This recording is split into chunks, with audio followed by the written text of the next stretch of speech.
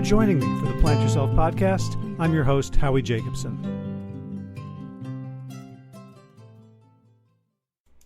One of the best things about an author you love writing a new book is that these days they're going to promote that book by going on podcasts. And that's how I got the chance to interview one of my all-time literary heroes, Jeremy Narby. He wrote a book in the 1990s, which in 1999 was translated into English, called The Cosmic Serpent, DNA and the Origins of Knowledge. It's a work of anthropology. It's a work of science. It's a work of speculative theology. It's a work of incredible boldness and innovation. It was sparked by Narby's time as an anthropologist in the Amazon, and his question, how did the medicine people, the shamans, the healers, know how to make these very, very complex brews like ayahuasca or the various mapacho tobacco blends that were used for psychedelic purposes, for healing, for visionary purposes, for community building, for all sorts of things. And the odds of them discovering this by trial and error are infinitesimal, not the least because so many of the plants out there are poisonous. And if you consume them or consume them the wrong way or consume them in the wrong concentrations or in the wrong combinations, you're going to end up dead.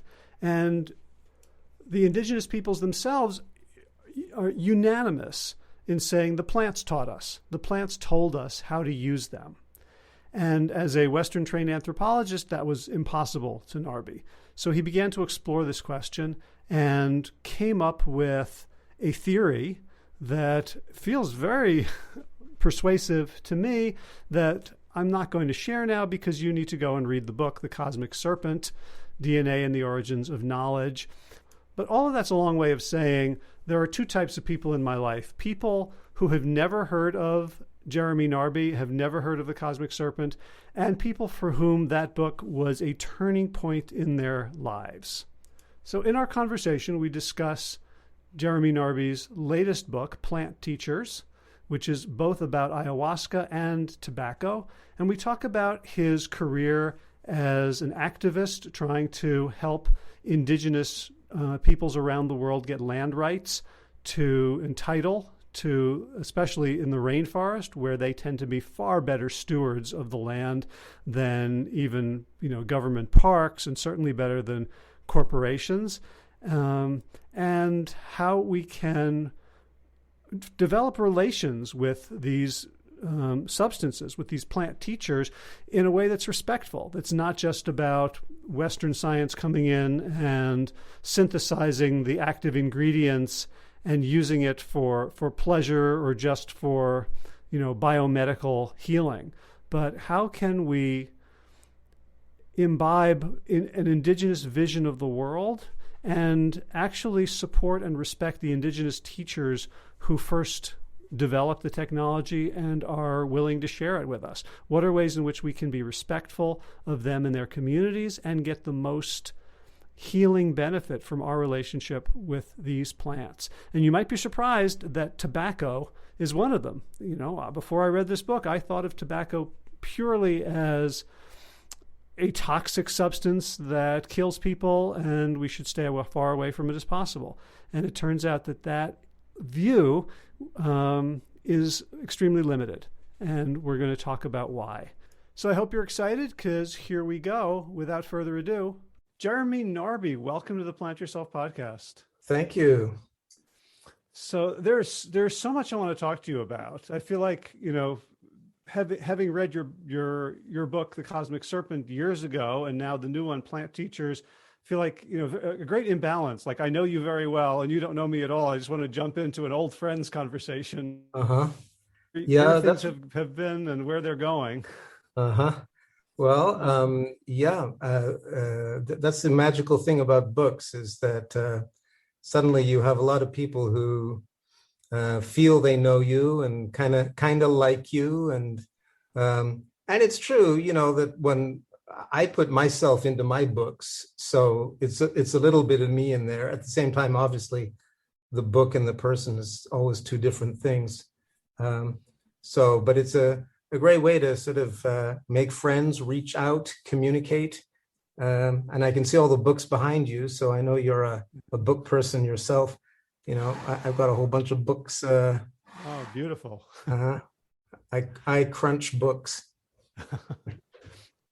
Well, and so I want to make sure that we introduce you to my audience, because there's sort of two types of people in my life: people who have never heard of you, and people who read The Cosmic Serpent, and that's like they view that as one of the turning points in their life. Oh boy. So and I'm in the middle, right? So so what should I do? So I'd love just, I know you've done it 1,000 times already, but sort of like a little bit of, you're sitting next to someone on an airplane and they say, well, tell me about yourself. What do you do? Yeah, well, actually in an airplane, I'd be a little bit more circumspect, because most people, if I may, I'd answer differently. I'd say that, if you were introducing me to a crowd of friends who hadn't heard of me, but that they actually kind of wanted to know, then I'd say, well, I grew up in a bilingual family. I lived in bilingual places, Montreal and Switzerland. I was always kind of in between cultures. And I was interested in why things were different from one place to another, why they were rich people and poor people and that kind of thing. I studied history. It wasn't that satisfying for the young person I was then. And then I discovered anthropology. And that was exactly what the doctor had ordered, to study the differences between race, class, gender. In my case, I was interested in rich and poor, World Bank on the one hand, Amazonian Indians on the other. This was in the 1980s. And actually, I was not that particularly attracted to the Amazon or its indigenous people, but for purely theoretical reasons, as a sort of a young anthropologist interested in social inequality. I mean, you can imagine the guy on the airplane listening to me is already thinking, this is telling me way more than I wanted to know, But anyway, right, he's back into his Dan Brown novel, right? Yeah, please. But anyway, that's so 37 years ago, I left Stanford University's anthropology department and went down to the Amazon to study how an indigenous group there was using the rainforest in order to argue in their favor that they knew how to use the rainforest rationally, and that their lands should not be taken away and cut down by so-called development experts and schemes. So that's how I kind of strolled out of the suburbs of the Western world and into the Peruvian Amazon in the middle of the 1980s. And it's true that that was an experience that opened up my understanding of a lot of things, including the arrogance of my own worldview of being a young rationalist, university-trained, materialist kind of guy.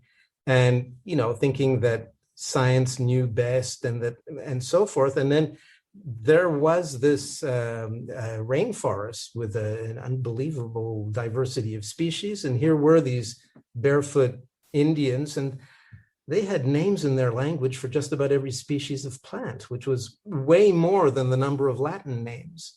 These people knew plants better than all the botanists in the world. I mean, just for starters.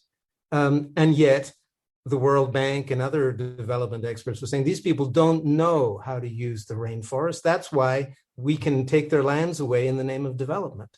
So it started a long process, as far as I was concerned, of questioning Western knowledge, and at the same time using it to try to understand better what these people were talking about. Because actually, if you wanted to make sense of, I was living with Ashaninka people, and right in the middle of the Peruvian Amazon, and these people, they knew about plants, about how to build a house, about how to heal people, They were all musicians. In other words, there was no separation between disciplines. There were no real specializations. The only specialization really was shaman. So these were people who worked with certain plants, tobacco and ayahuasca, and then they used these plants to learn about other plants and many other questions. So they had a completely different form of knowledge and a completely different approach to how you understand knowledge, that you don't separate it into all these different disciplines.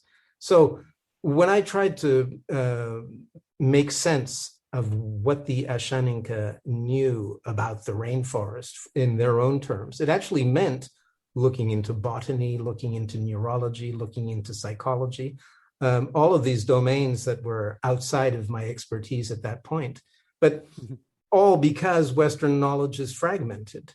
This was kind of like trying to put Humpty Dumpty back together again.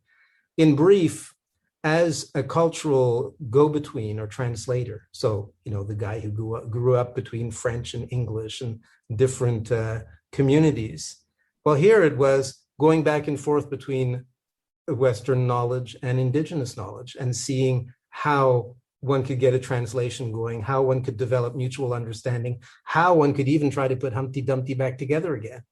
So that's what I've been doing for the last 37 years. I'm mainly an activist and a fundraiser. So most of the time I'm doing kind of practical work, arguing in favor of initiatives of Amazonian people. But every now and then I kind of roll up my sleeves and write a book about ayahuasca or tobacco or indigenous Amazonian systems of knowledge and look at their possible interface with Western knowledge. I mean, the guy on the plane at this point is, that was a terrible metaphor. I retract it. But that you understand why I don't, don't. I'm polite. I like people on plane. I talk with them, but my answer is, I'm an anthropologist. That's the answer. So one of the things I find I don't know if it's ironic or just fascinating, is you said, like, I went to the Amazon to argue for the indigenous people against the World Bank.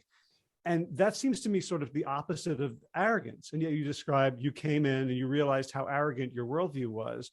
Where was the arrogance within that? So that you take this very well-intentioned young anthropologist and critical of the World Bank and critical of already a little critical of Western knowledge. Still, I had deep down certitudes like, of course, the white guy who has had the benefit of a superior education knows more about reality than a barefoot Indian in the rainforest. They don't have microscopes. They don't know chemical atoms and molecules. They don't know all these things that I know are actually real. And so, I'll give you an example. One day, the kids in the village said to me, so where is your land? Could I travel to your land? I said, well, I live in Switzerland, and Switzerland's on the other side of the planet, and they kind of looked at me oddly. And so I said, well, there was a grapefruit and a lemon. So I said, well, here's the sun, the grapefruit, and then here's the planet that we are all on, the round planet that we are all on, the lemon. And then I started sort of, giving them a crash course in planetary dynamics. And then I said, and here's the lemon. So here's the Peruvian Amazon on this side, and Switzerland is on the other side. So you need to take an airplane to, but yeah, it would be physically possible for you folks to go there. And I could see that they were looking at me like I was really bonkers. And, from my point of view, these poor people had never even heard of round planets and any of this stuff. And, I knew I was right because I saw the NASA land on the moon in 1969. But actually, I discovered in the ensuing weeks that they had a completely different view of the question. And in their view, there were different levels. And white people came from the level below. They lived underground as far as the Ashaninka were concerned. And they lived in these underground cities that had lots of sophisticated technology. We're white because we live underground. And actually, we emerge occasionally from lakes and we come and steal indigenous women and children and melt their body fat to make refined oil for our machines. I mean, this is their view of things. Well, at the time I thought, wow, this is, and then I realized they actually thought I was one of these white vampires, because what are these, they call them pishtacos in their language. What are these white vampires who come hunting for indigenous body fat look like? Well, they have blue eyes and they have beards, they're men, and they have white skin. Well, I actually fit that, that description.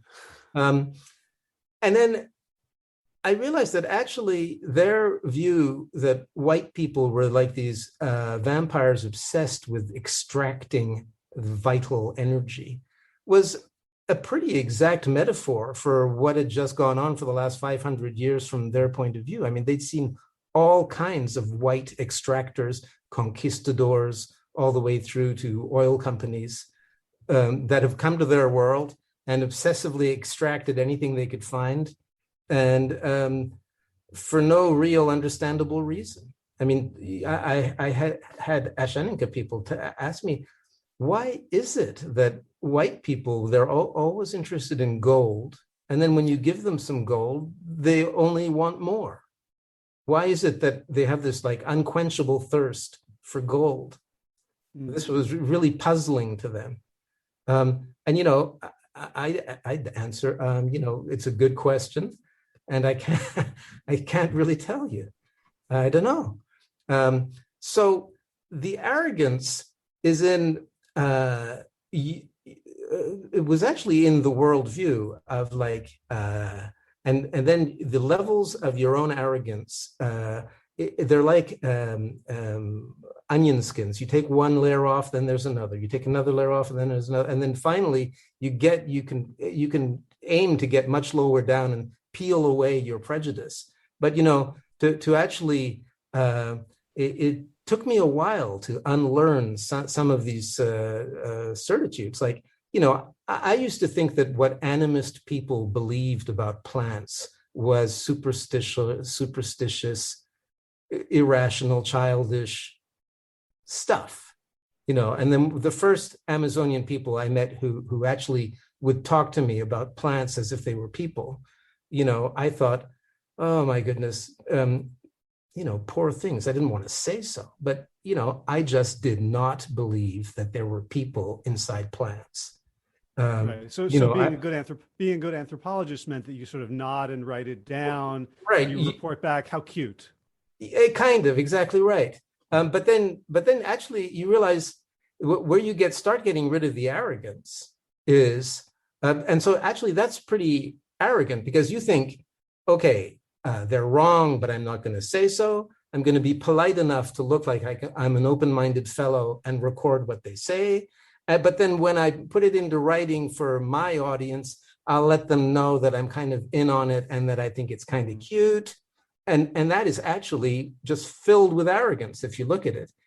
And it would seem, now that we know more, when I say we, I mean like the international community of people on this planet who read science, including Amazonian indigenous people now, it is obvious that actually plants are not just these inert objects that I used to think they were and that my culture used to think they were.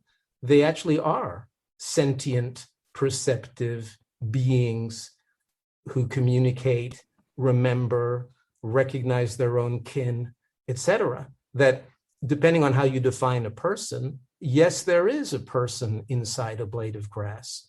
In other words, there's somebody home.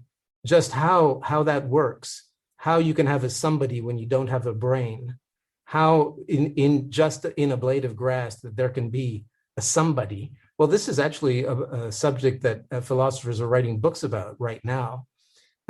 35 years ago, Western people, including myself, thought it was gibberish. So, whereas now we see how pertinent it is. So that's where the arrogance is, hiding in the worldview. So you write that what got you to loosen your grip on that worldview, or to loosen its grip on you, was the invitation from the Ashaninka hosts. So if you want to understand how we see our world, you have to drink ayahuasca. Yeah, it's true. In my case, it's true, and I'll describe it, but I'd also like to qualify it a little bit ahead of time, because it could come across as saying, well, all you got to do is drink ayahuasca and presto, it'll open your mind, change your worldview, you'll understand everything clearly, et voila. But unfortunately, that's not true. If only it were that simple. In my case, however, it actually did kind of work like that, which is that I described this first ayahuasca experience, which occurred in 1985. I describe it in the first chapter of The Cosmic Serpent. So folks who want to see the detail can look at it. But it's true that I was hardly 10 minutes into that experience, confronted with enormous fluorescent serpents who were, the first thing they told me was that I was just a tiny human being. That was like this telepathic message that they sent right through my forehead. And looking at them, I could see that they were right, and that my worldview, which was materialist, rationalist, and agnostic, presupposed that what my eyes were showing me didn't exist. That's where I understood the bottomless arrogance of my worldview. And then it collapsed in front of my eyes. And this is a very discombobulating experience. And then hundreds of thousands of other images came into my mind in the ensuing couple of hours, including like the veins of a human hand and the veins of a green leaf going, and the message was, it's the same stuff.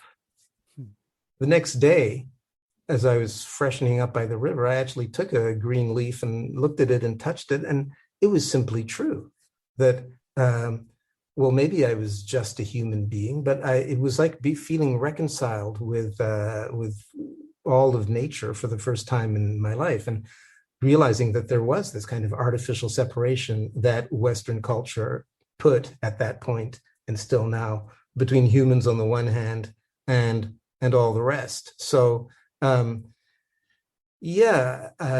ayahuasca allowed me in one session to see that there was more to the scenario than just human beings and human-centered ideas.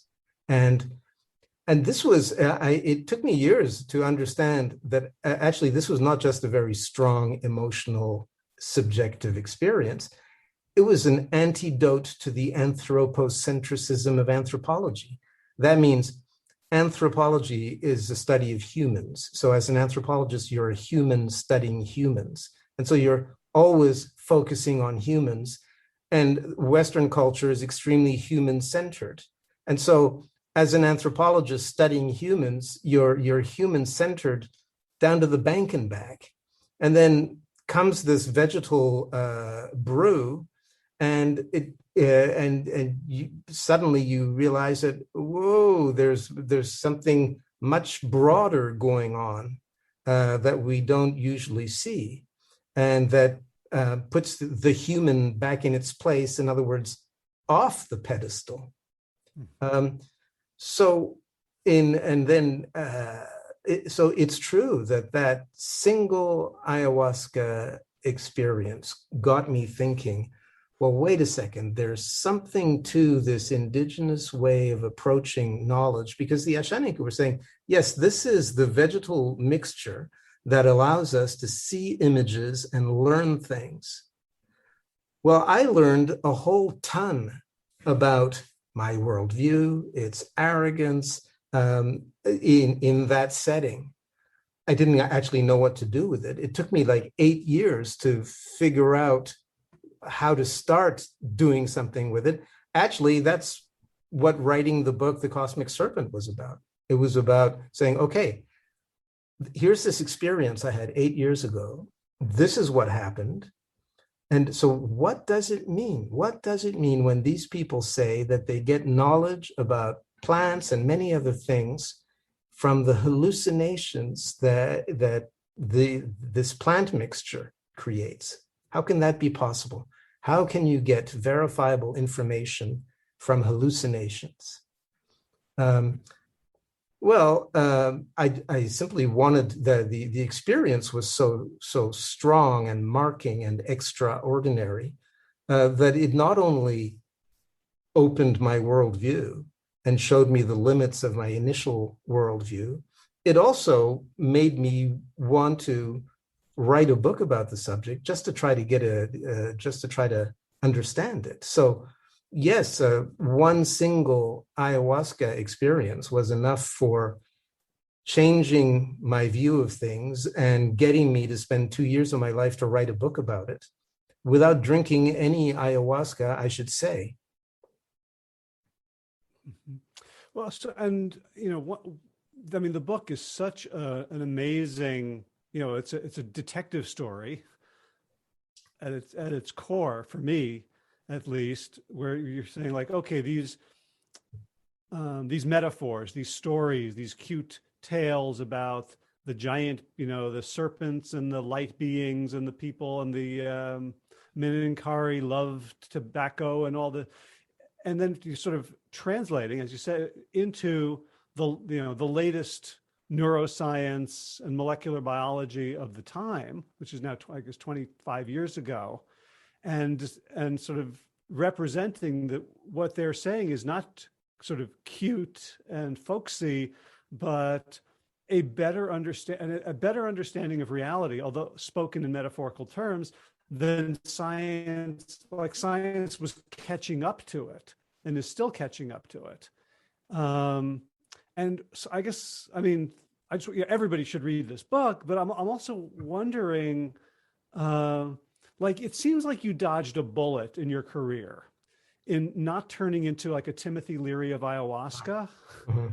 Like, you know what I mean? Like you could have been like going on the Esalen circuit and having a retreat center and bringing Westerners and saying like, this is the answer. This is the drug that's going to open your mind. I'm curious, what your relationship was to ayahuasca and to the industry that has grown up around it since The Cosmic Serpent was published. Well, when I wrote that book, I started writing it in 93 and I finished it in 95. It was published in French in 95. Then I translated it myself into English and it got published in 98. In 93, when I started writing it, I mean, frankly, in Europe, there was hardly anybody who had ever heard of ayahuasca. There were a few Santo Daime people in Spain or Holland. But I mean, internet didn't even exist at that point. So, it started existing in 95, right when I published the French version of the book. But when I wrote the book, it seemed extremely improbable to me that Westerners would become interested in this foul-tasting brew that makes you vomit and see terrifying serpents. Really, I mean, Westerners, they like pills that taste of nothing. LSD, MDMA, you name it.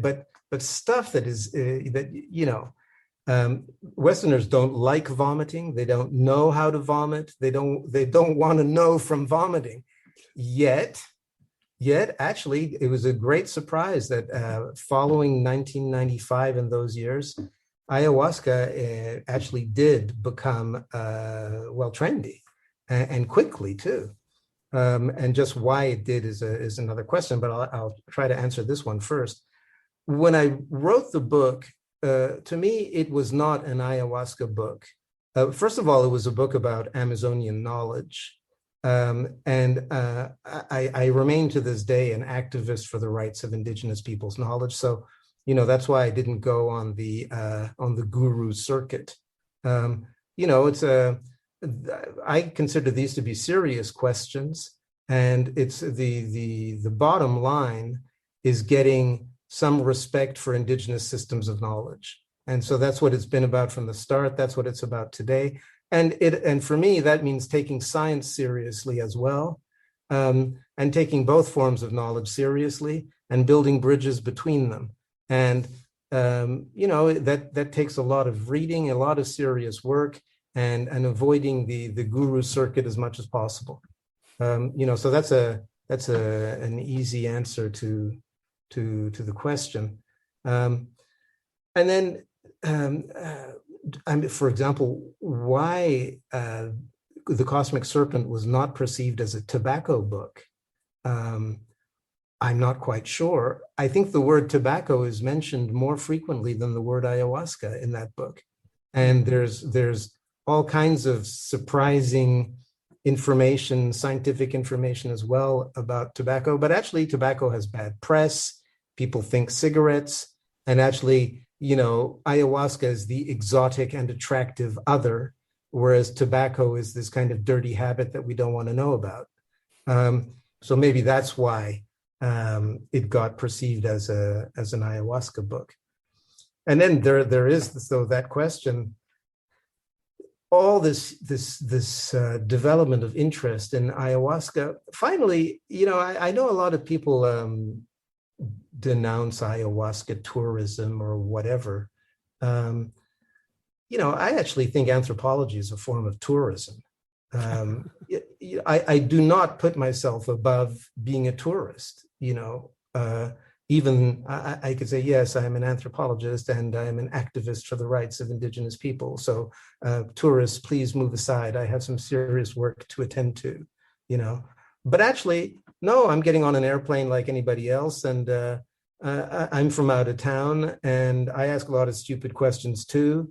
And so there it is. I think the anthropologist maybe stays a bit longer than the average tourist, but even that is getting blurred.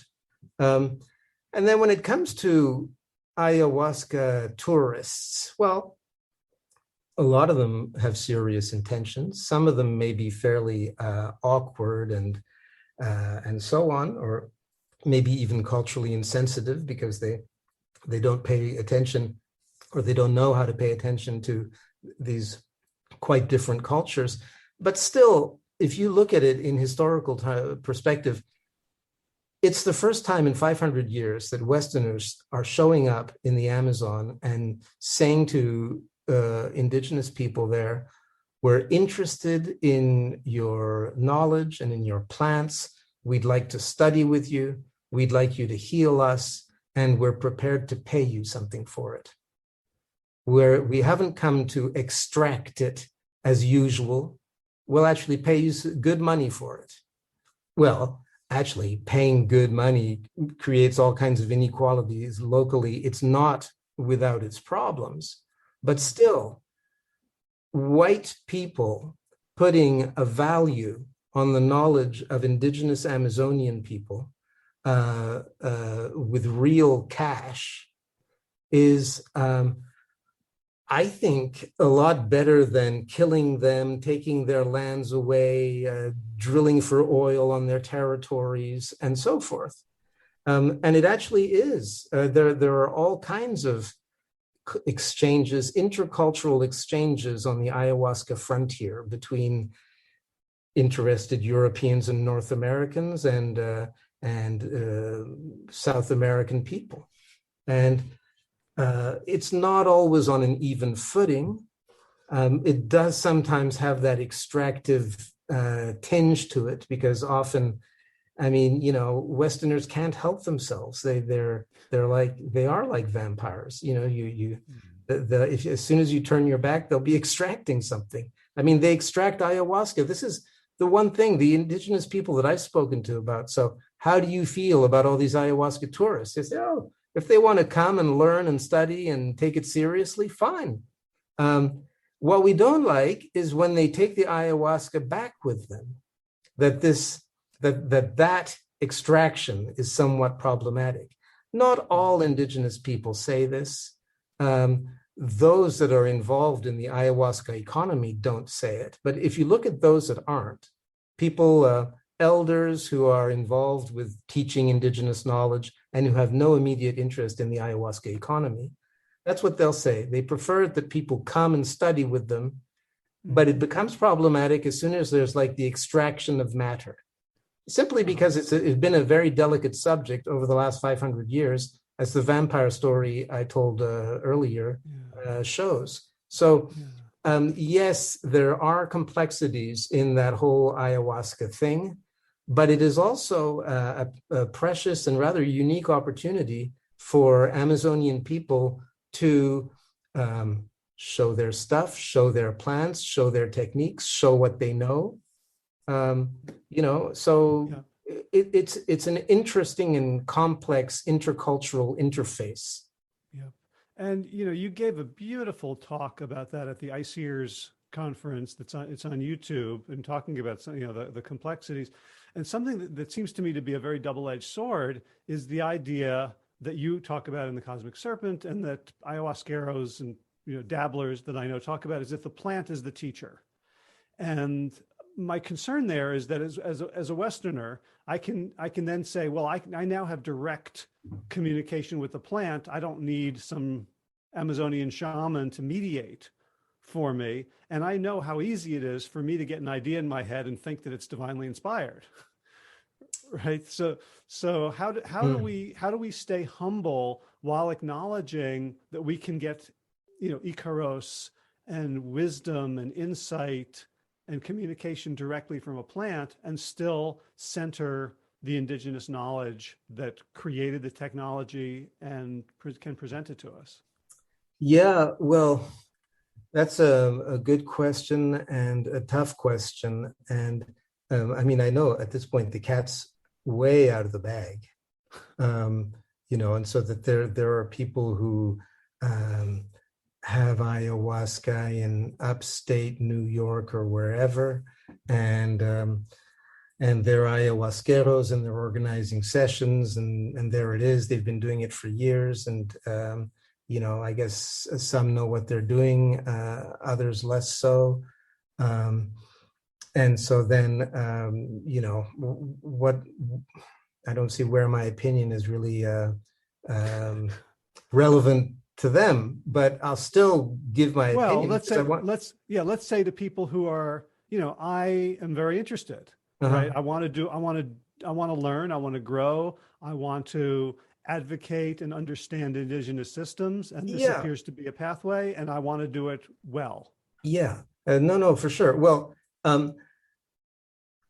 in the many indigenous Amazonian societies, they'll tell you that fully formed, competent ayahuasqueros have been at it for 20, 30 years.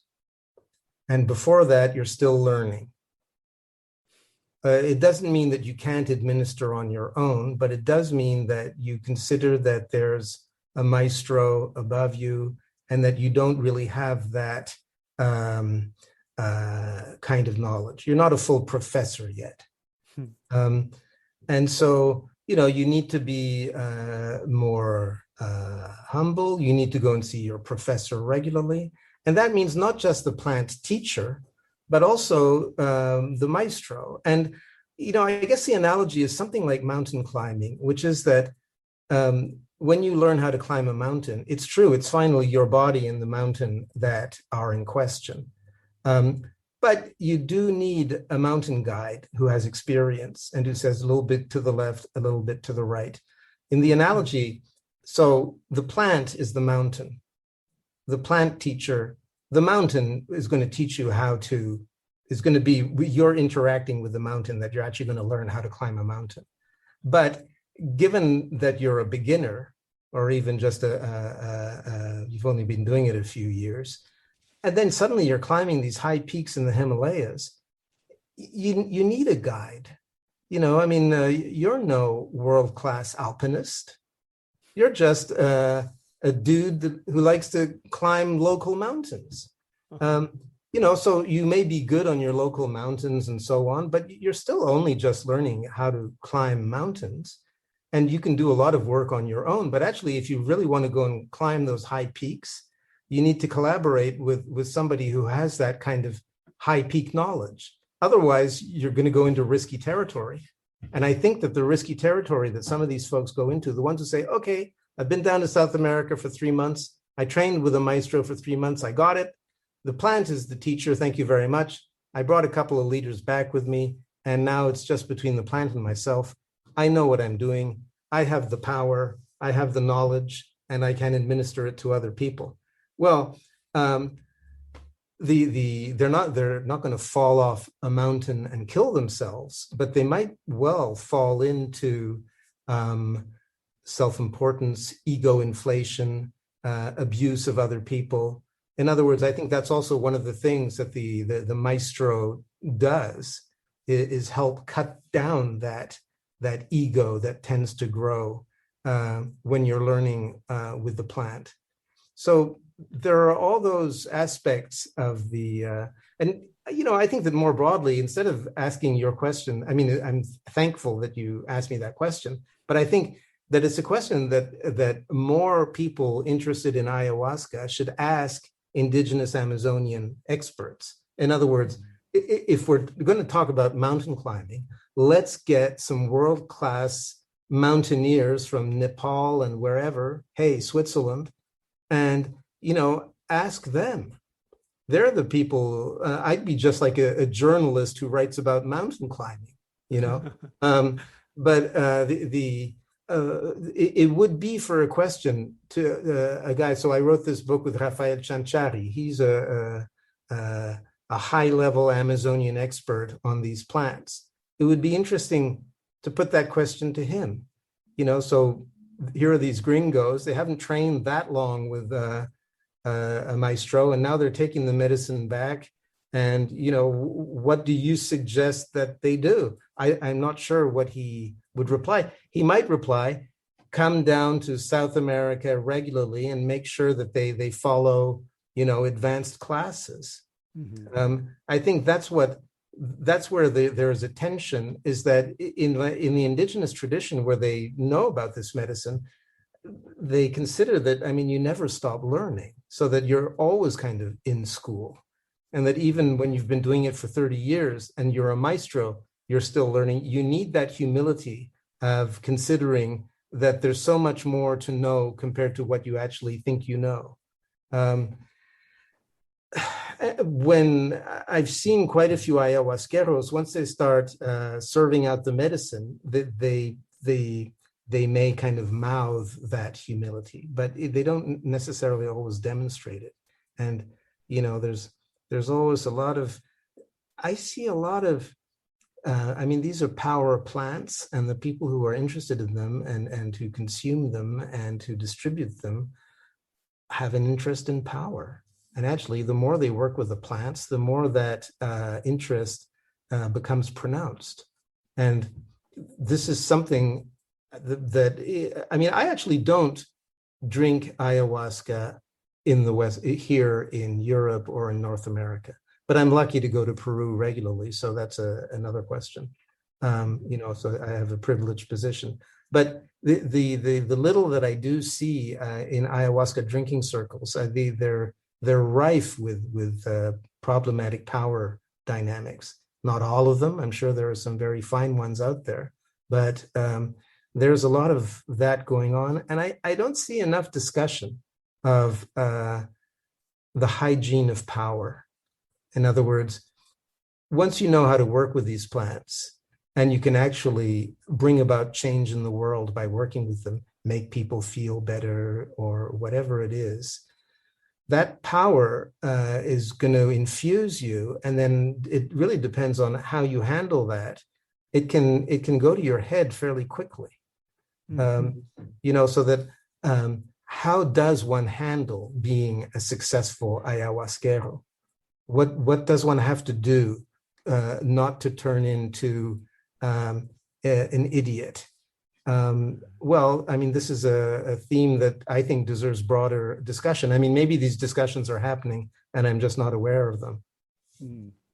Well, and I think, maybe tobacco in the Western world is a wonderful, case study of what happens when you treat a powerful plant as a means to an end from the tobacco industry itself. I'm here in North Carolina, sort of the global center of the tobacco hegemony. Like one of the things I loved about the new is that you reintroduced me to tobacco, and it, kind of like, oh, I've been like feuding with you my whole life. You've always, since I was 5 years old, and I begged my father with tears in my eyes to stop smoking the occasional cigar because I didn't want him to die. Like, it's been a villain. And this book like put it in a completely different perspective for me. But of course, it's still a villain in our relationship to it. Well, I think that ayahuasca and tobacco are very different plants. I mean, the first thing is that tobacco is clearly poisonous. In other words, if you could extract the pure nicotine from a single tobacco leaf and then inject it into your blood, you would die instantaneously. One pure drop of nicotine kills you. The same cannot be said of anything inside ayahuasca. So it's, nicotine is essentially an insecticide from the plant's point of view. That's the first thing. The second thing is that ayahuasca, for the moment, has managed, unlike any of these other shamanic plants that have been turned into products like tobacco, cigarettes, and cocaine, ayahuasca has managed to travel with its ritual or with its harness. It means it's so strong that those who work with it know that you've got to ritualize it, use it at precise moments and in precise spaces. That's what a ritual is. And so that, so that you don't do it any old where, you don't do it when there are other people around, and then you sing and so on and so there are certain procedures. And as ayahuasca has not been turned into, I don't know, peanut butter or chewing gum but if we take tobacco, it has been weakened so that blonde Virginia white man tobacco has 20 times less nicotine. So the first thing is that you do not get that psychoactive rush that shamanic tobacco gives you, and that makes it almost visionary or hallucinogenic depending on the doses. You get just enough nicotine to fire up the neurons. They're like, bam, bam, bam, bam, bam, bam. But you never get the gear fully in there. And so 20 minutes later, you want to light another one up. And that's how they calibrated these nicotine delivery devices, which are cigarettes. So they took the powerful plant teacher, weakened it into this thing that doesn't really deliver, and then sauced it with 600 different chemicals, most of which are poisonous when you burn them, and calibrated it so that you want to smoke 20 every day, one after another. And this is the contrary of a ritual. A ritual means you define a precise space and time to use it. Here, it's completely de-ritualized. It's that the cigarettes were turned into these things that you could smoke. Actually, the whole point was to get people smoking as often as possible. And that was also part of the toxicity. So yes, they've taken this powerful plant teacher, weakened it, turned it into a caricature of itself, transformed it with chemicals, I mean, you probably couldn't do much worse. And so, and what do people learn from this weakened and modified plant teacher? Hardly anything. So wait, let's take that from the top again. A powerful plant teacher that when you get to the end, you're learning nothing, you're poisoning yourself, you're not getting a nicotine delivery by any means, and all you want to do is light up another one shortly. It's called addiction. Yeah, well, that's what the tobacco industry did. And that's how all Western, when you say tobacco to people, even if it's not now a cigarette, they have other ways, other devices or vaporizers or whatever. But that's how people think that one should work with tobacco, is made for pleasurable smoking. That's why you smoke, and so, but no, actually, this Amazonian plant was not ever used for pleasure and was always used for rather difficult attempts to gain knowledge about the world. It's a plant teacher. It's a serious entity, a powerful entity, even a fearful one, and you can get many things from it, but it's hard to master. So you have to have a kind of a hygiene and a procedure if you want to work with this plant.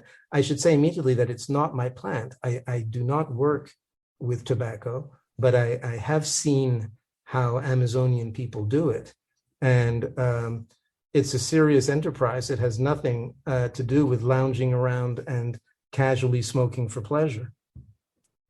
Well, I mean, your story about the effects of the time you took shamanic tobacco, like I was a little jealous, like, oh, I could use a hit of that, right? You talked about becoming confident, powerful, predatory, and being able to decades later sort of re-embody that energy when you need it. I'm like, damn. Yeah, actually, it's true. I wouldn't, I wouldn't recommend. These are. I don't think anybody should recommend a psychoactive plant or substance to anybody because it's always risky. And I was also going to say about tobacco. I mean, finally, it's kind of unsafe at any speed, as Ralph Nader used to say about the Mustang. Tobacco, it has such a profound impact on our bodies and on our minds that riskless tobacco is kind of like a contradiction in terms. I think that ayahuasca is way safer if that's the criterion than tobacco, but that's another question. So I wouldn't recommend either ayahuasca or tobacco or any other psychoactive plant or substance to anybody. Everybody's got to make up their own mind if they want to do that. But that said, it's true that experience of eating one single dose of strong shamanic tobacco paste once, and then having this powerful body-based experience of whiskers growing, teeth feeling sharper, taste of blood in the mouth, eyeing the chickens that are clucking around, deciding not to attack them in my enlightened state, and so on. And then at the same time that I knew that I didn't believe in Jaguar transformation, having a very convincing bodily impression that that's exactly what was going on. So in other words, having a deeply imprinted and physical impression of what feeling like a feline might be. Yeah, it's true. I found that precious and quite useful.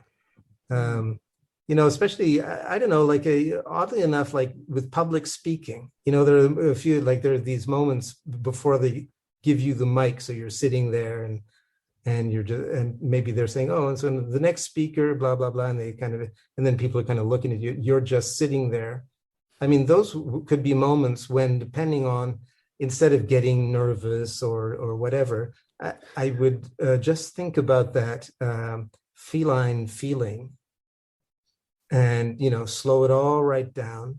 All those human words coming out of the other people's mouths were sort of like water off a cat's back at that point. And then just getting up there and delivering the goods and, summoning that kind of, what is it? Confident animal energy into the body. Because that's where you get nervous. I mean, obviously, I'm not saying that nervousness doesn't go through the brain, but it manifests in the body. So if you can actually get your body, you can trick your body into feeling like a cool cat right before you speak. It actually gives dividends. Yeah, and some part of me, wants to say that the mother of tobacco looked at you, assessed the work you would need to do in the world, and said, "Well, this, here's your tool. Here's your gift." Right? Yeah, I mean, you're taking on oil companies and the World Bank, and lots of people with a lot more money than you've ever raised. Well, that's certainly one way that one can read it, and note that if that is pertinent. The message was not, you need to do this 150,000 more times in your life, or you need to do this 20 times a day, every day. No, it was, okay, there you go. Now you got it. Yeah. You got the message, goodbye. And I think that it's possible to work with tobacco like that.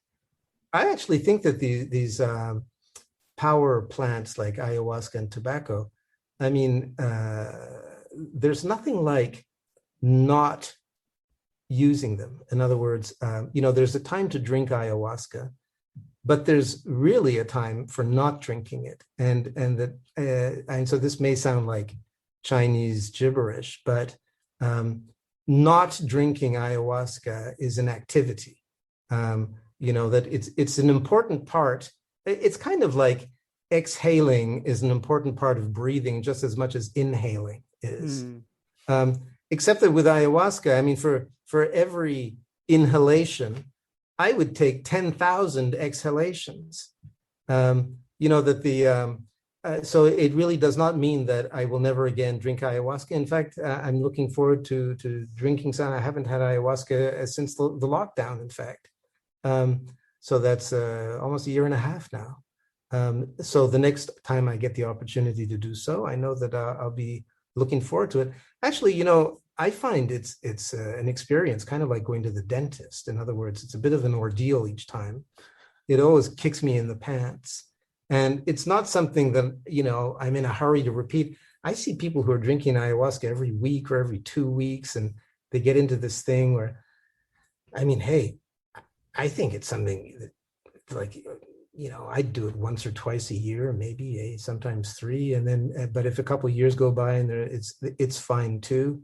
And that all those months of not drinking are months where you can integrate your previous sessions, you can read books, you can get your body in shape, and that's part of it. It's part of a whole, in fact. And that, maybe also as a Westerner, where here we are, Western worlds, machines, computers, all this stuff that we have to deal with. It's difficult to be in that world and to be immersed in the ayahuasca world at the same time. And so that if you're going to have a life in the Western world, I think that only occasionally going into ayahuasca makes it more manageable. And that going in there too often, actually then things get pretty complicated. And so that one way of getting a grip on the strength of that particular power plant, well, is to keep it at a distance. And that means not to ingest it too often.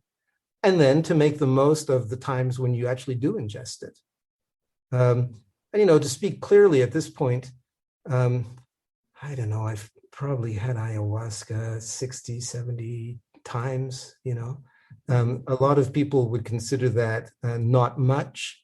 And then a lot of people would consider that enormous. And anyway, it's not a contest. But I think that, there it is, even for somebody like myself who writes books about the subject, one doesn't need to drink it 500 times to sort of know the subject and be able to discuss it, and then also to have a life and not take oneself for a guru, and it's really, it for me, it remains about, it's a plant that is about the indigenous Amazonian people. It's an Amazonian plant, and it's interesting that way. It's also therapeutic. It teaches us about the human mind. It's an interesting thing. And I think that the way to sort of know about it and to work with it is to do it with parsimony. In other words, infrequently and prudently. So I want to talk about the latest book, Plant Teachers. So I have to admit, when I first got a copy, I thought it was going to be very different. Like, I was imagining sort of the trajectory of the cosmic serpent and like, what's he going to come up with now? Like that other, it was like so amazing. The DNA and maybe coming on spaceships and Francis Crick. And I'm thinking, like, what's this one going to be? Yeah. And I started reading it to my wife. We were in bed. And it's got, basically 4 main chapters, and they kind of go back and forth. And it was like watching Titanic with her, where like I was really interested in the science chapters, and she was really interested in the story chapters. And I'm curious, like, it went in a very different direction. And I'm curious, like, who is the audience for Plant Teachers, and what was the goal in writing it? Because it's a very measured book. There's almost no speculation. Yep. Oh, you're so right. Well, it all started with tobacco. And suddenly, after all these years, it's not that I was frustrated that Cosmic Serpent didn't get perceived as a tobacco book. But it's true, after hearing so many times that it was an ayahuasca book, it got to me that it was kind of funny that, so here's a world where like 1 billion people or more smoke tobacco, and only a couple of million are drinking ayahuasca. And yet we only ever hear about ayahuasca and nobody's talking about tobacco. So, and I thought, well, finally the time has come to try to bring Amazonian know-how about tobacco to citizens of the world. That's the audience. So if you are a person, an adult, who has a consuming interest in this plant, here's what you need to know from an Amazonian perspective and from a scientific perspective. It's, and so as you say, there's no speculation. It's an attempt to bring together these 2 different ways of knowing, to show the value. The point is also to show the value of indigenous Amazonian knowledge. Tobacco is an Amazonian plant. The indigenous cultures in the Amazon have know-how that's formulated in different terms than scientific knowledge. But actually, that's one of the things the book shows, that if you give the microphone to an indigenous Amazonian who knows the subject, what Rafael Chanchari is my co-author's name, what he says actually is corresponds to what science has recently established. And so, yes, one also learns that indigenous Amazonian knowledge about tobacco is confirmed by science and vice versa. And then you can choose, there's a chapter from the indigenous point of view. I take it your wife preferred those chapters. Yeah. And then you were the Leonardo DiCaprio in the Titanic. And So you prefer the scientific chapters. But actually, these are two different languages, and they complement each other. And I think that the open-minded citizen of the world who has an interest in tobacco gains from going over both chapters. And so that you know what the Amazonian experts say, you know how they think about it. You know, they think that tobacco is a powerful person, and that working with that entity, there's certain ways of going about it. It can help you do certain things. It can also be dangerous. And so there it is. And then I think that knowing about the molecules that are inside the plant and how they impact on the body and all the different hormones that they affect and working on the brain and the organs and the blood and so forth, yeah, that it never hurts anybody to know about that. It's true, it's not always everybody's cup of tea to read about nicotine and other molecules, but still, so there's the audience. If you're an and then to write it all in language that is accessible to more or less anybody. In other words, there's no complicated words like epistemology or whatever. It's just, and actually that's also the beauty of Rafael Chanchari and Amazonian knowledge. You won't find him using any long words either. There's a lot of experience about the plant, how to work with it, and what conditions it can treat. But you know, you don't have to be a medical doctor. You don't even need a university education, nothing. If you're interested in the plant, I'd say, you know, any one of the 1.2 billion smokers in the world would do themselves a favor by reading this short book that provides a gamut of knowledge. It has the indigenous point of view, the scientific point of view. It's up to date. It's basically everything you need to know if you're going to start working with this powerful plant. And then, having done 2 crisp chapters like that on tobacco, it seemed to me, oh, well, we could just do the same with ayahuasca. That wouldn't hurt. Here's another Amazonian plant teacher. This one is getting all kinds of attention. There's maybe 1,000 times less users than tobacco, but still, here are 2 powerful plant teachers from the Amazon, and they have all kinds of attention, or press, one could say, not always very clear. They're kind of controversial plants, both of them.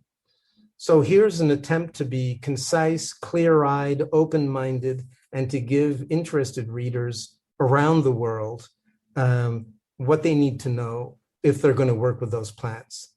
The end. No speculation. You know, it's at the reader's service. And at the same time, it tries to kind of tell it in a story form.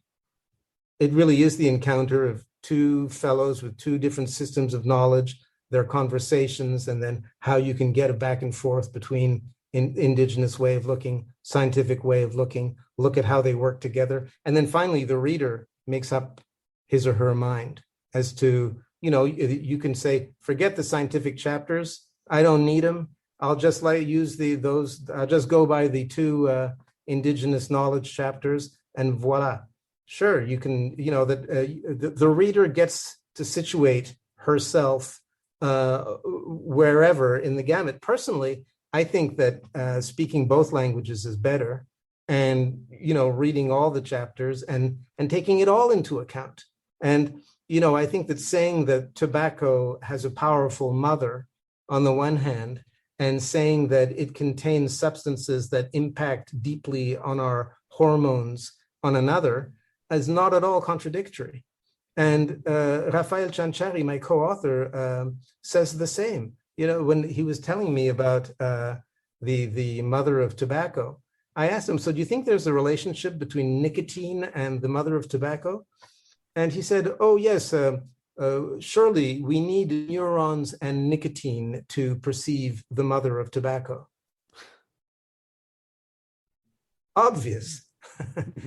You know, so it all goes together. It all fits together. And I think that's also part of the message. So one thing I loved about the book, and as I'm thinking about as an author myself, that I was a little embarrassed to say, like, if I had written a book in this way, it wouldn't have occurred to me to credit a co-author as the co-author, right? So like, oh, we had a couple of conversations and then I went and I wrote this book. And for understanding, your work with Nouvelle Planète and your activism over the past 30 years, it made perfect sense. Like, this is his knowledge that he's sharing. Of course, he gets credit, and I assume financial consideration as 50, well. 50, 50. And it struck me that was odd to me, an odd choice at first. Yeah. I actually think that I did myself a favor by doing that. In other words, it may seem like admirable or whatever, but once I moved beyond the idea that I was the author and the authority and the anthropologist with the doctorate and so forth. And it was just obvious that, he was the guy who actually knew the plants. He was the guy who actually had the knowledge, and I was more like a scribe. And so that, but yeah, I mean, there's a certain know-how in how to build a book and how to read the scientific literature and how to crunch it and synthesize it. Sure. But it actually was a collaboration. And so, and then just making it clear that way, I think it makes the book stronger. It's simply true. And I think it's also, I don't know, I mean, I'm certainly not the first anthropologist to co-author a book with Indigenous experts. But in this case, what I like about it, I mean, there's an admirable book. It's called The Falling Sky, and it's by Devi Kopenawa Yanomami and Bruce Albert. And Bruce Albert is a French anthropologist who actually gave the microphone to Devi Kopenawa, who is a Yanomami shaman from Brazil. And it's just a wonderful, wonderful book. It has it has a lot about the indigenous perspective on European people. For example, Devi Kopenawa comes to Europe, and it's actually he calls us the people of the merchandise, obsessed with our merchandise. It's really worth a read. But in that book, Bruce Albert, the anthropologist, kind of disappears. It's all Devi Kopenawa in the first person. The book is by Kopenawa and the anthropologist. So the anthropologist is a scribe. He interviewed the guy for years and turned it into a book. And it's all in Devi Kopenawa's voice. And it's a beautiful thing. I'm not at all criticizing the book. What I felt was that a true dialogue, that what I would like to see in the world is a true dialogue between indigenous knowledge and science, because I think that they have a lot to say to each other about plants, about the world that we live in. And that the point is to try to figure out how to get these two systems of knowledge talking to each other.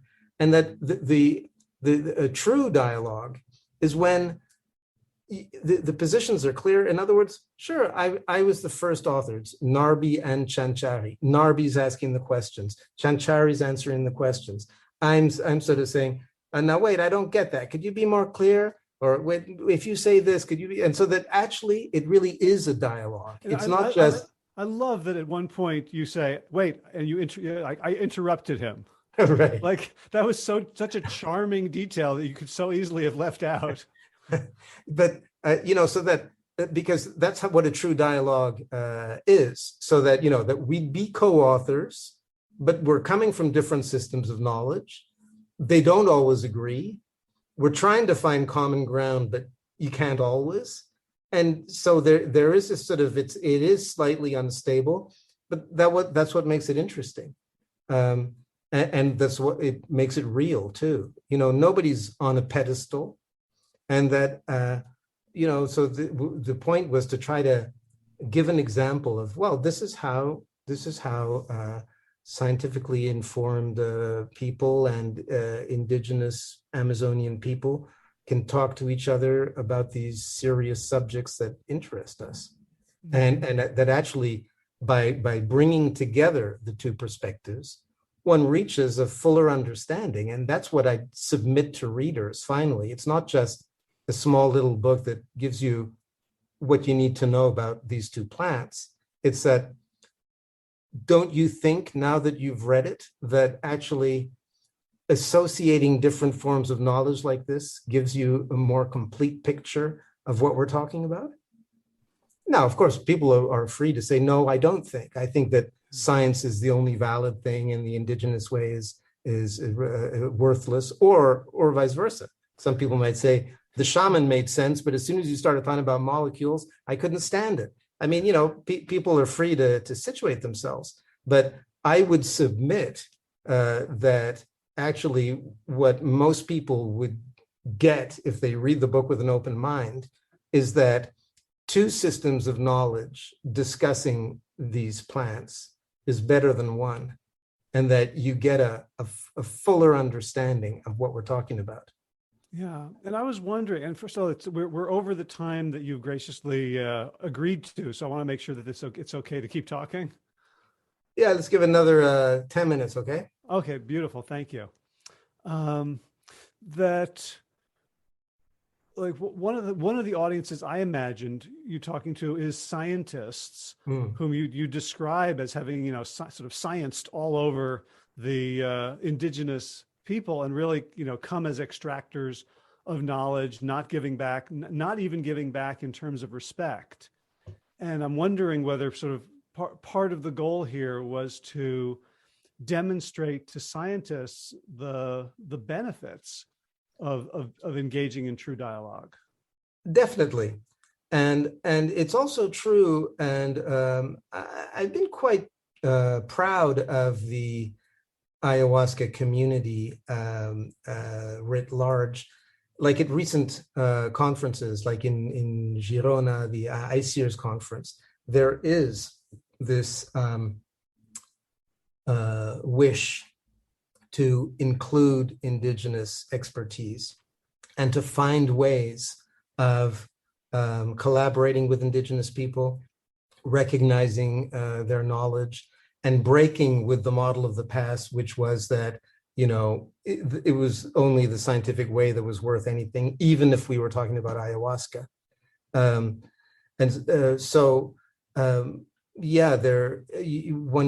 I hear a lot from people who want to organize panels that discuss this question, and there really is a kind of an openness that one can feel within the scientific community, especially when it comes to ayahuasca.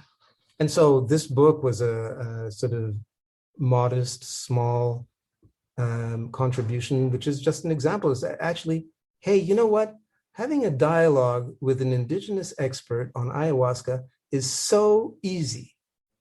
All you got to do is sit down and talk with the person, ask questions, listen to their answers. Maybe you might not understand when they start talking about the mother of tobacco and so on. You might start spacing out. It doesn't matter. And actually, when they do start talking about the plant as a teacher, as a person, as the mother of tobacco, etc., actually, there's often some interesting stuff behind that kind of metaphorical language that you might just get some ideas from. And so it's easy to do, and it's worth paying attention to the stuff you don't understand. And so there it is. In other words, it's not a sort of theoretical panel discussion. Mm-hmm. It's a book that already exists. It's concrete. It speculates 0%. It brings together solid knowledge on two sides. It's useful, I think, to readers. It actually comes up with some suggestions about, smoking better, for example, smoking mindfully, smoking not all the time, with an intention. If you're going to smoke seriously, smoke well, and smoke less. Smoke better tobacco. Make sure it's clean, etc. So this is not it's not metaphysics by any means. And so there it is. yeah, the smallest common denominator. That's the kind of idea. Here is something small. It's not incredibly mind-blowing, but actually it exists, and it already is a dialogue between two systems of knowledge. As of now, you can't say that it's impossible or whatever. It's easy. All you got to do is do it. Just do it. So one thing that I was missing from the book that I was sad about at first, and I think I'm beginning to understand it, but like when you in your talks and in your work, you're very interested in this idea of personhood, of human beings being like, there's like the word nature, meaning to exclude humans, that we need to learn just to survive and to not destroy the world and these other peoples, that we need to learn this. And I was kind of hoping like you get to that part, and instead it's like, you're going to let the indigenous knowledge system speak for themselves if we're willing to do it. So, another book I've read this year and someone I've interviewed a couple of times is Tyson Yunkaporta, who is an Australian Indigenous person who wrote a book called Sand Talk, which I think is subtitled "How Indigenous Knowledge Can Save Civilization." Okay, I'll take a look at that. And point, from the same perspective that we need these voices. We need to be able to, in his case, believe in ghosts and spirits, and that this is an antidote to the crazy deadness of our culture. And I'm curious what your thoughts were, and like you didn't include any of that in this book, and but it's clearly one of the most important things you do. Yeah, I hear you. I agree with you. I was actually tempted a little bit to go in that direction. As you know, I've given a bunch of talks that go in that direction. And so actually there's stuff that I've already put out there that kind of gets into this to a certain extent. And I may well put it into a book at some point, but then,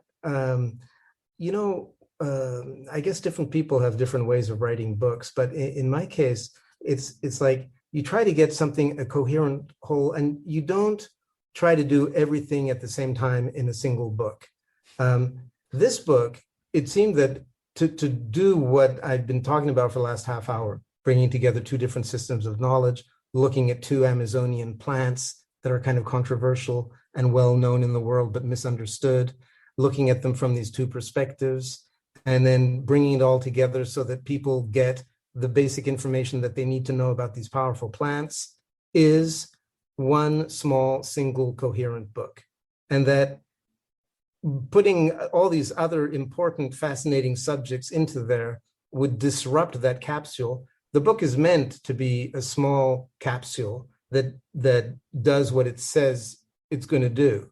And I think it actually does that. And in particular, by granting half the space to my Indigenous co-author, it's true. I let him have the monopoly of the discussion of personhood of nature, because he's the expert in that domain. I happen to agree now with that point of view, and I think it's important ecologically, as you were just saying. And if it were just a book under my name and I was writing about what I've got ecologically, let's say, from working with Indigenous people all these years, I'd certainly discuss the personhood that you just brought up, but it would be another book. And I think this is something, sometimes you see this in books. You see that people, it's actually two different books and they've put it into one single book. And so it's a big book, but it's actually, it doesn't have that coherence, because it should have been two books. Sometimes it should have been three books. And it goes all over the place. I mean, I'm much happier to write one short, coherent book that is a true capsule, that maybe frustrates readers a little bit because they would have wanted some more. Well, they'll just have to read the next one, And actually, now that I've written this small book with Raphael Chanchari on tobacco and ayahuasca, suddenly I thought, I could do a book on cannabis, just like this one. In other words, here's a powerful plant.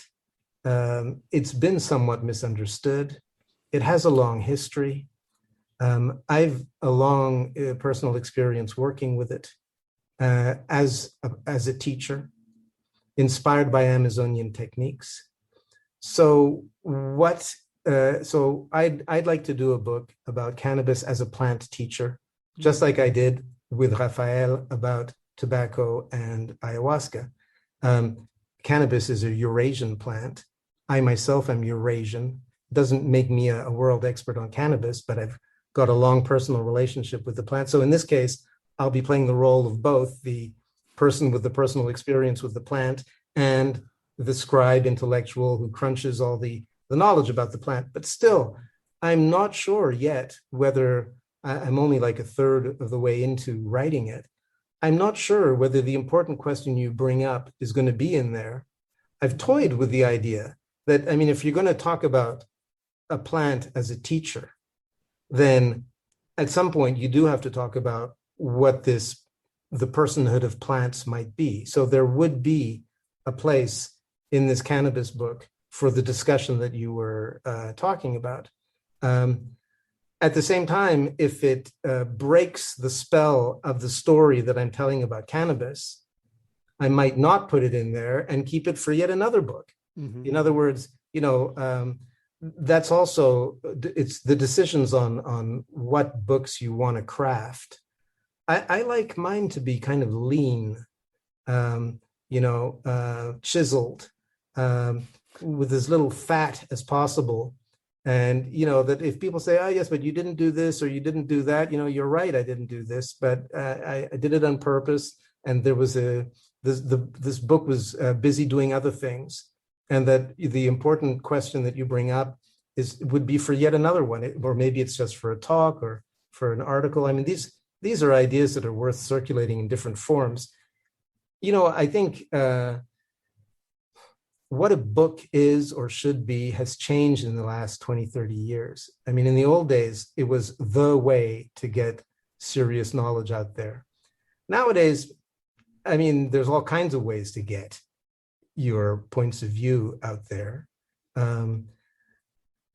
Books are more like, I think they've got to be shorter. People have, kind of less time. They're so busy reading other stuff on screens that, and that's where kind of thinning it down, turning it into kind of a lean capsule that really does the job it says it's going to do.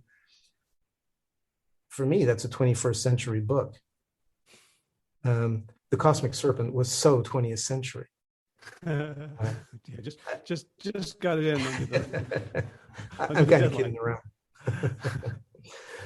So, yeah. Well, Howie, it's been a pleasure talking with you.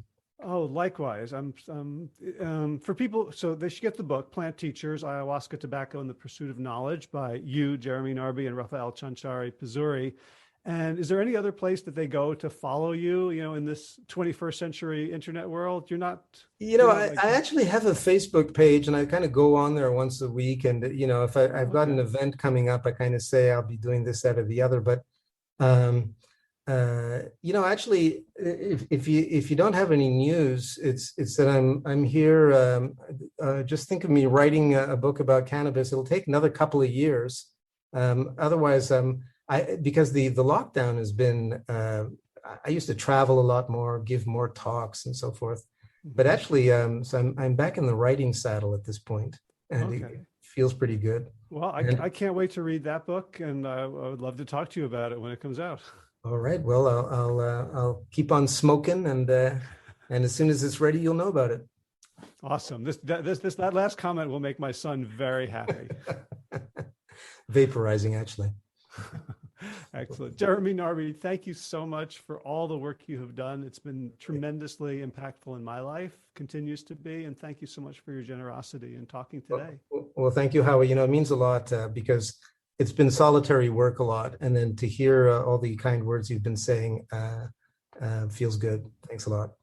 And that's a wrap. You can find links to the books, to the websites, to everything we talked about at plantyourself.com/479. If you're listening to this on the day that it is released, September 1st or August 31st, depending on where you are in the world, the book Plant Teachers by Jeremy Narby is available for purchase wherever you get your books. And I highly recommend it. Again, it's a very different book from Cosmic Serpent. So if you're looking for another one of those sort of intellectual Dan Brown novels, a journey of idea exploration, this is a little bit different. This is, as we talk about, very sober, very science-based, and a bilingual attempt to bridge different worldviews, different cultures for the benefit of all. So let's see what's going on. I got Hokas. I got Hoka Cliftons. I'm not sure whether they're 7s or 8s, but my knees are really bothering me, and I was not able to run on roads. So I capitulated, and I got these shoes that just make me 2 inches taller, and they feel like I'm walking in fluffy foam coffins. But by golly, I've been running 6 miles a day. I did 10 on Saturday with no additional pain. It doesn't hurt any more at the beginning than it does at the end. So at the same time as I'm doing my knee strengthening and leg strengthening and stretching, I'm not so much of a purist about minimalism, at least at the moment. I'll keep you informed as to how that goes. In garden news, the muscadine scuppernong grapes are getting bigger. They're not there yet, but we've been buying a little container of them at the farmer's market on Saturdays. So hopefully ours will ripen before the birds get them all. All right, time for thanks. Thanks to Will Ridenauer for allowing me to use his beautiful song Sabali Dawn, The Dance of Peace. You can find more of Will's music at his website, willridenauer.com. And of course, thanks to all of you Plant Yourself podcast patrons.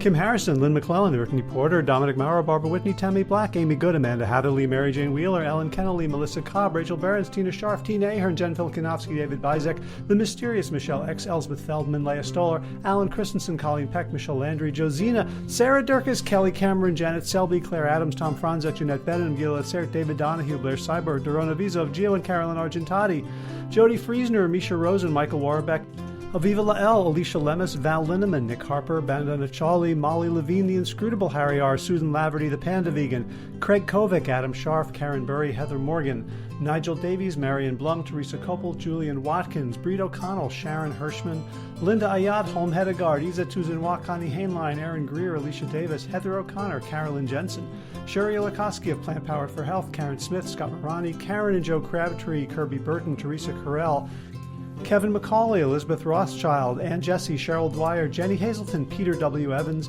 Dennis Bird, Darby Kelly, Laurie Fanny, Linnea Lundquist, Emily Iconelli, Levy Wallach, Rosamund McAtee, Dan Picorni, Stephen Leenan, Patty DiMartino, Mike and Donna Kartz, Deanne Bishop, Bilberry Elf, Marjorie Lewis, Tricia Adams, Nancy Sheldon, Lindsay Bayshore, Gunmarie Hagan, Tracy Gullidge, Laura Heaton, Meg from Mama Says, Stacey Stokes, Ben Savage, Michael Kay, David Hughes, Connie Rogers, Claire England, Sally Robertson, Paranganchi, Amy Daly, Brian Tourville, Mark Jeffrey Johnson, Josie Dempsey, Karen Schmidt, Pamela Hayden, Emily Perryman, Allison Corbett, Richard Stone, Lauren Vaught of Edible Musings, Aaron Hasty, Sean Owen, Sagar Naik, Erica Piedra, Danielle Roberts, Michael Lushton, Sarah Johnson, Catherine Floyd, for your generous support of the podcast.